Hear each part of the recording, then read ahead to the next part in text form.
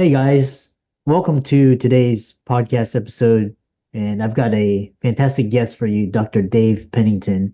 He's going to share with us insights into strategic problem solving. And he spent the last 35 years managing and leading organizations. He's got some great experience.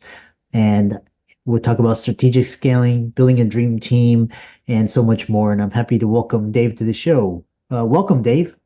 Thank you for the invite. I'm delighted to be with you today. Yeah. You founded Penn Coaching and Consulting, and you're the CEO. And I love this. I love hearing successful individuals, their stories to get inspired, motivated, and prime myself for the conversation that is to come. Well, good, good. I'm excited to be with you today. I'm looking forward to just kind of getting to know each other and conversing. Yeah. So how did you get started in what you're doing? I have about 35 plus years of leadership management experience, and so a little over 8 years ago, I kind of moved. I was working with another coaching company where I kind of went through some training, and I was part of their team, and just decided I really kind of wanted to do my own thing. It was less restrictive, income was better, and thought I would have more freedom to do really kind of what I wanted to do. So I shifted and started Penn Coaching and Consulting, and been doing it a little over 8 years now. And I'm really excited. I think my passion really is all about helping leaders grow.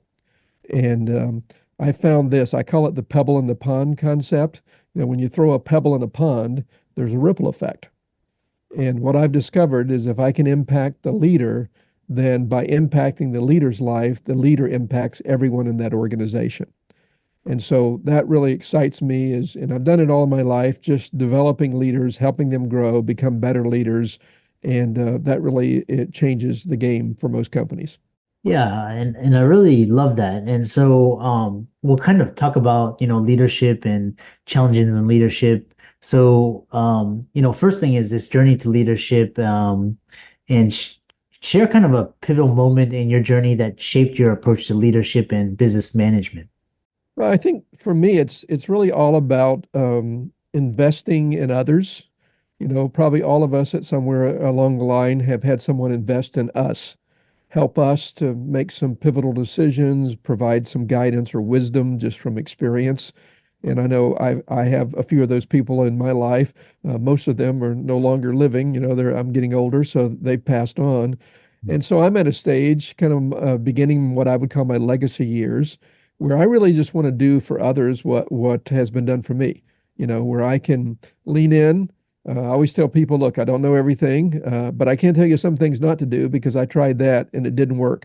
You know, um, but I want to help leaders really grow. If you think about most organizations, and I see this with small to mid-sized business owners, which I talk to all the time. When I talk to them, they'll talk a little bit about their clients. They have some goofy clients. They might talk a little bit about their employees, some challenging employees. Ultimately, when I lift the hood and kick the tires, almost always it comes back to not everybody else, but issues that the leader needs to, areas that he needs to grow in. And so leadership is just so critical for anyone who's running an organization or leading an organization. Yeah. Yeah, I love that. And leadership is kind of it's one of these topics that it's hard to, because it's very abstract and, there's principles and tenets and there's strategies, ultimately to become a leader. So this next question is, especially with your leadership philosophy, how has your philosophy evolved, especially in today's rapidly changing business environment?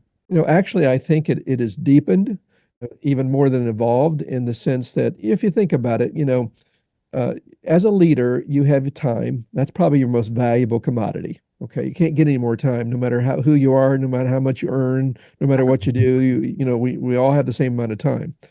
Um, then you have your money, and leaders, hold on to money, and rightfully so, because it costs money to run organizations. And then you have your people, the people that work for you. And if you think about it, you're outside of your time, your most valuable commodity is not your money, but it's your people. If you Yeah. have the right people, you can always get more money.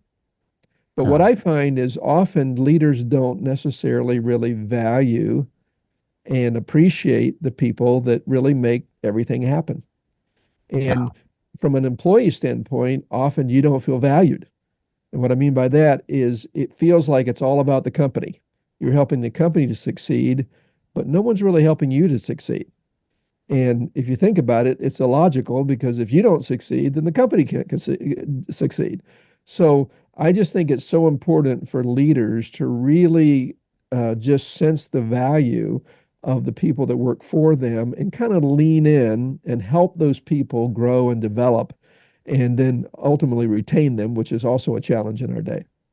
Yeah, it's really challenging because especially in today's environment, it's all about profits and it's what you're saying is so important and it seems like when you turn on the news or just hear about Bloomberg and all these companies, you always hear about the profits over the people, which is my next question is, this whole era, the younger generation, they're starting to see changes and they're starting to see that they can create more value by working for themselves or creating their own businesses as opposed to working for corporations. So how does leadership evolve in this place where people are opting out of the system and kind of creating values in their own ways? I'm for people opting out if that's really what they choose to do. Sometimes they don't always realize what they're getting into because working for an organization is very different than building an organization.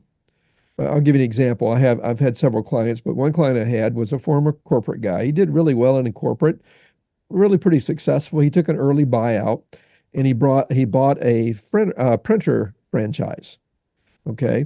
And when I was working with him, he was really frustrated. I mean, he was just spread very thin and he says, I don't get this. I just don't get this. When I was in corporate, I killed it. I mean, I just succeeded. I did and I said, well, what you don't realize is this.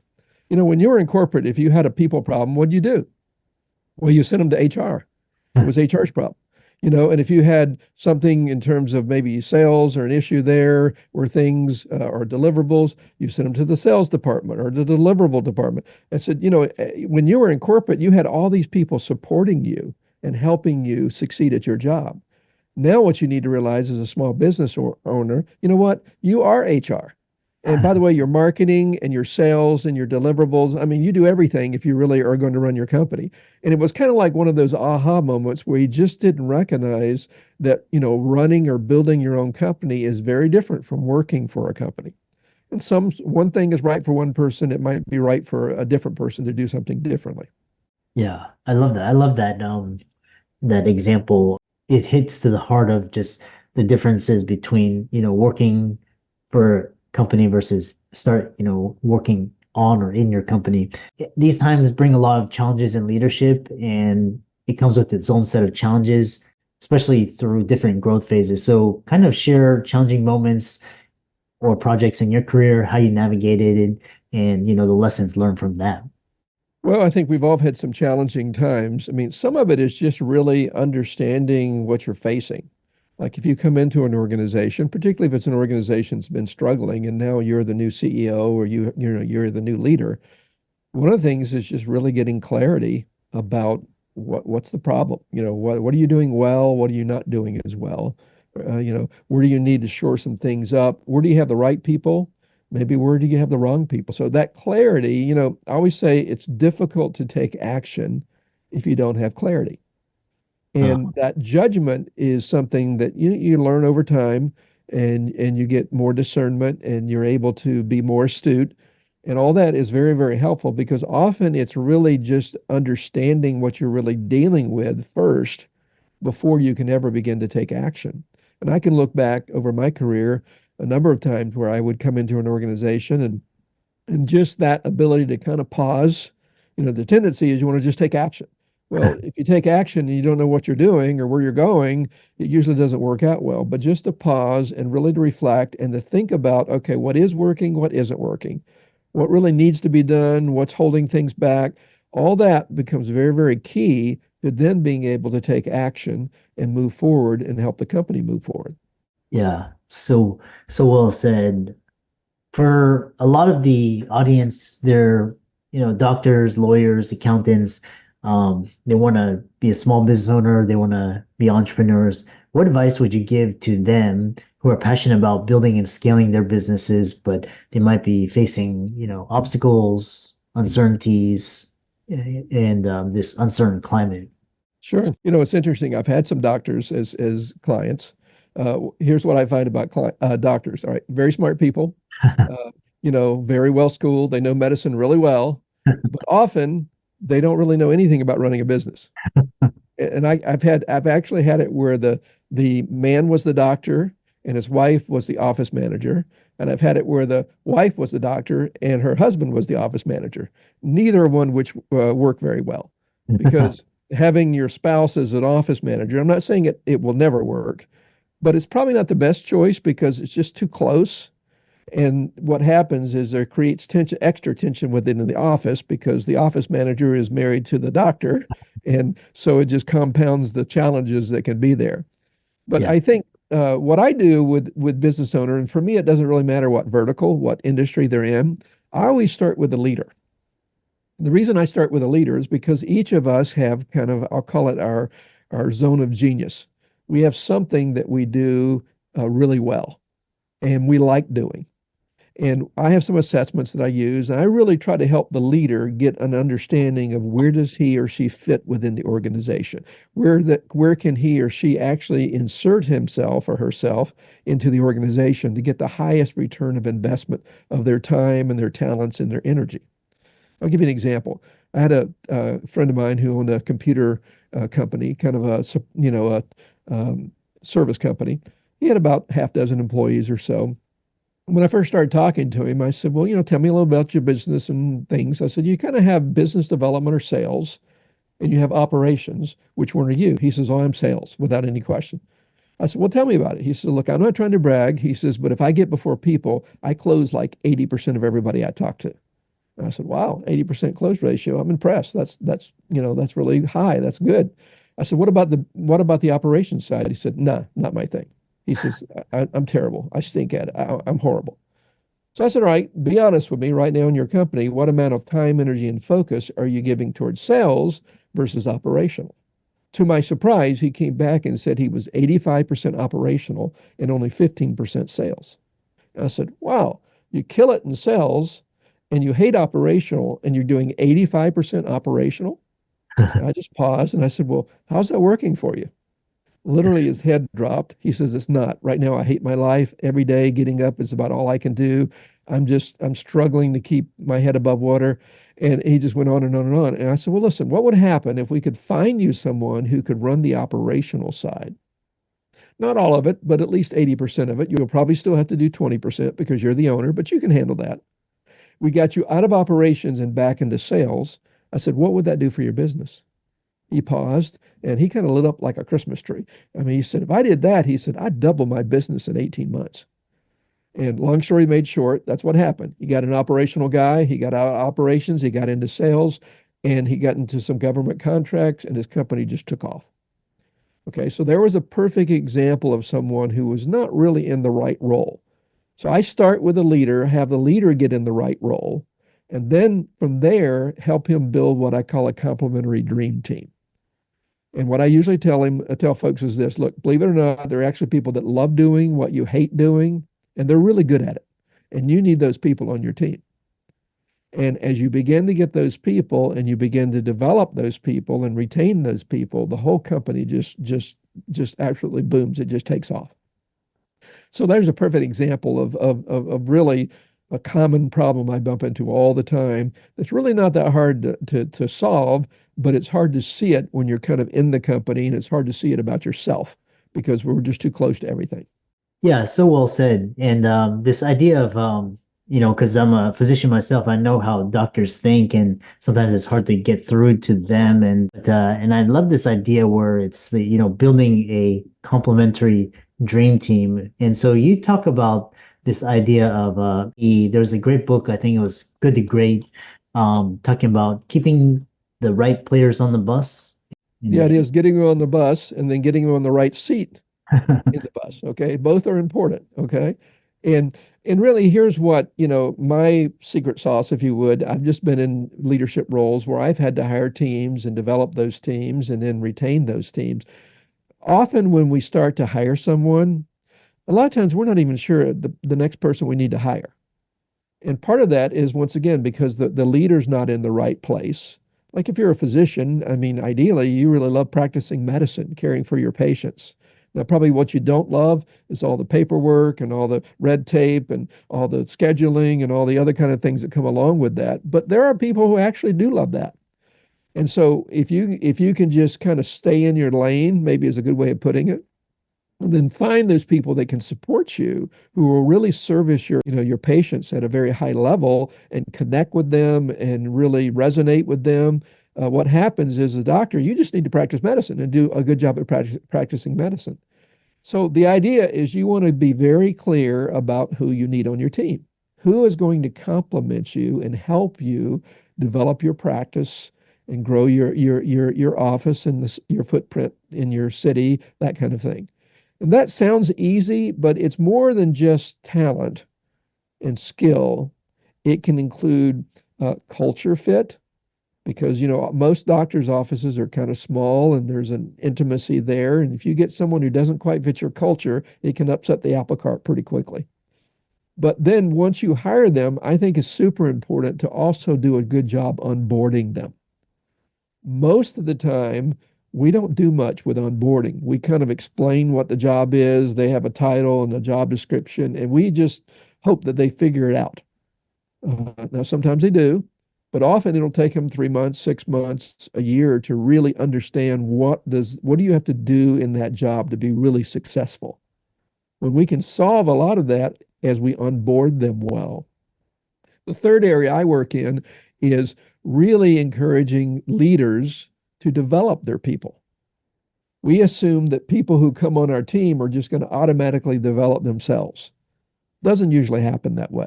You have to lean in, understand the people that work for you. What is their aptitude? What are their aspirations? What do they want out of life? What are they looking for?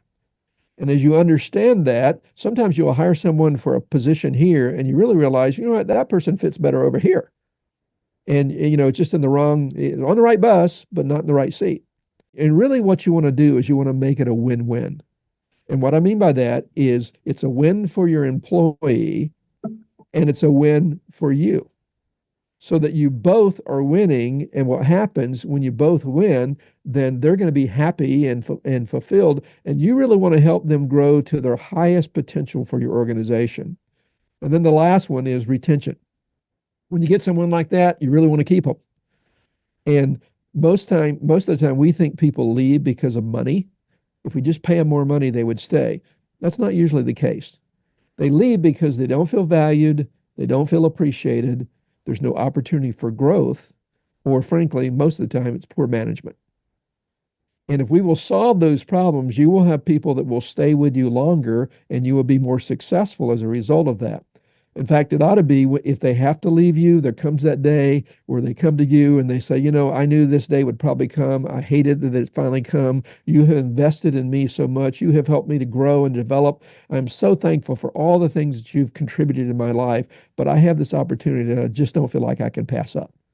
And that may happen, but it ought to be hard for them to leave. And frankly, when they do leave, most of the time, they're going to send you people to replace them, and quality people, because they just appreciate so much how you have invested in their lives.